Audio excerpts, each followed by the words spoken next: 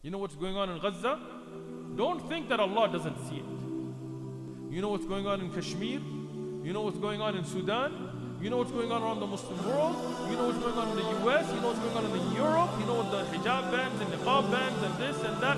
Allah is not ghafil. And these are points that Sheikh Abdul Salam mentioned to me personally before we started the tafsir of Surah Yusuf, not the cassettes, but when I sat with him in person. And he told me that this was a private sitting before his dars where he taught it. He said, before you start the surah, these are 15 points I want you to walk away from Surah Yusuf with in the end. Like after we finish the series, because of the depth is sometimes in 1 or 2 nights you will only cover a few ayat. So it took us a long time to finish the surah. But he said, at the end, I want you to come to me and recite these 15. So I want you to take notes. Video, audio, memorize it. MashaAllah, if you have, like Ibn Sheikh, notepad with pencils, write them down. But what I want you to do is write down these 15 points. If you don't, look up this video and then write them down, or ask the other brothers. Use your phones, whatever. Or Sheikh Rajab, he just memorizes, barakallah, like Bukhari of our time, right? So, at the end of this conference, after all of the amazing lectures, inshallah, you're going to hear from different shuyukh, come back to these. Okay? So after the end of the conference, come back to these.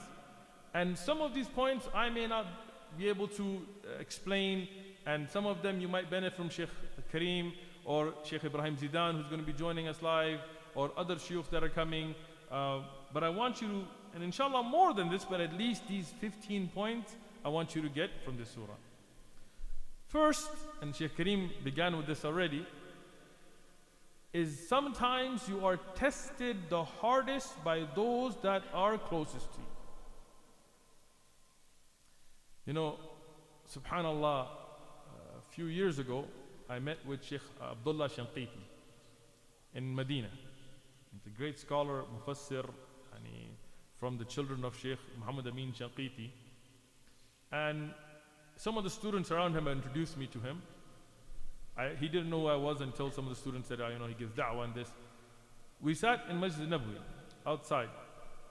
And the first thing he told me is that if you're going to go down the path of da'wah, Allah will test you, and the hardest test you will have is from your own family. And he gave me the example of Nuh alayhi salam, the wife of Nuh, the son of Nuh, and Lut alayhi salam, the wife of Lut, and Ibrahim alayhi salam, the father of Ibrahim alayhi salam, and the Prophet Muhammad sallallahu alayhi wasallam, Abu Lahab, and others from his own family. And this is something we find in Surah Yusuf. The greatest harm that came to Yusuf alayhi salam was from his own brothers. And his brothers were not kuffar. And he was not something, these were the children of a Nabi.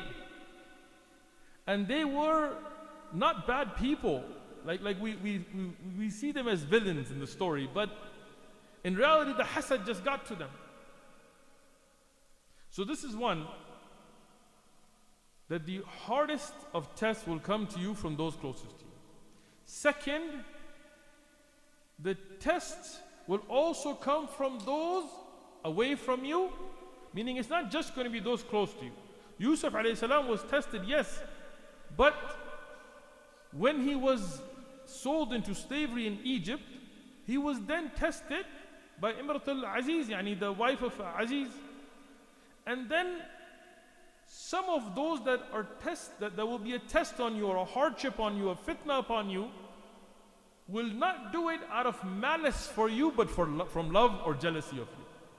Like the wife of Aziz, who was horrible. She tried to assault him and then had him falsely accused, and even when his innocence was proven, she had him in prison. And Aziz himself, the husband, he didn't hate Yusuf alayhi salam, but it was a jealousy of him. Right? Sometimes we think the enemy is only those that hate you and are going to attack you, but sometimes it's because they are jealous of you and what Allah has blessed you with. Al-hasad. The rabat bain al-Surah Hud wal-Yusuf. And this inshallah will go through in the conference. Because in the series of revelation, and you will see this, there is a connection. And the Sheikh pointed to it already, but I want you to take notes on this. The next point is only Allah subhanahu wa ta'ala knows the unseen. And only Allah subhanahu wa ta'ala knows what will happen. Right? Because some of the people of bid'ah, they give this quality of being all-knowing to the Prophet sallallahu alaihi wasallam, or to awliya, or to anbiya. But here we have a beautiful example.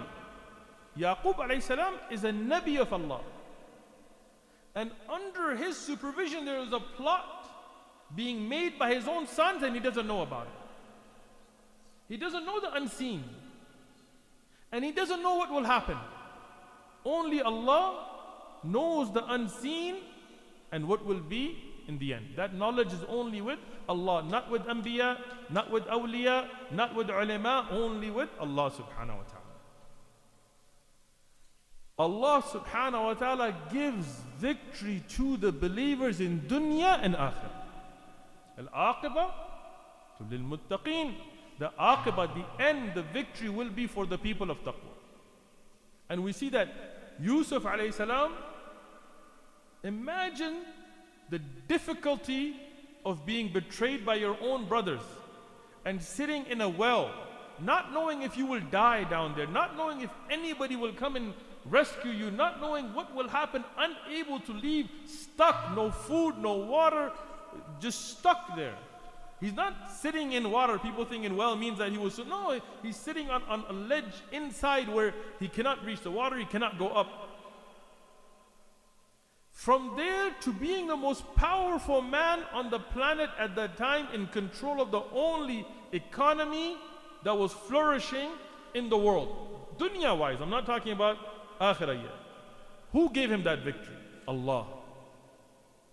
So Allah gives the victory. And no doubt the victory in the akhirah is for the believers, Jannah of course. But even in dunya, Allah will make you victorious. Tawakkul, as Yaqub alayhi salam did. Lesson is tawakkul. He didn't give up. He didn't lose hope. He knew that Allah would return Yusuf to him. The next point, remember this. Allah subhanahu wa ta'ala is not ghafil on what his makhluk are doing. You know what's going on in Gaza? Don't think that Allah doesn't see it. You know what's going on in Kashmir? You know what's going on in Sudan? You know what's going on around the Muslim world? You know what's going on in the US? You know what's going on in Europe? You know what the hijab bans and niqab bans and this and that? Allah is not ghafil on it. But Allah has a plan. See, when Yusuf alayhi salam was being put through those tests, a free man being sold into slavery, a good, honest, hard-working man being attacked and falsely imprisoned, never did he think that Allah doesn't see him, that Allah doesn't know his condition. And Allah knew his condition, but there was a plan. If Allah subhanahu wa ta'ala had just told Yaqub alayhi salam, Yusuf's in this well, go get him, and he would have got him, he would have never got to the status that Allah had written for him. So Allah is never ghafil, never heedless, never unaware of our condition.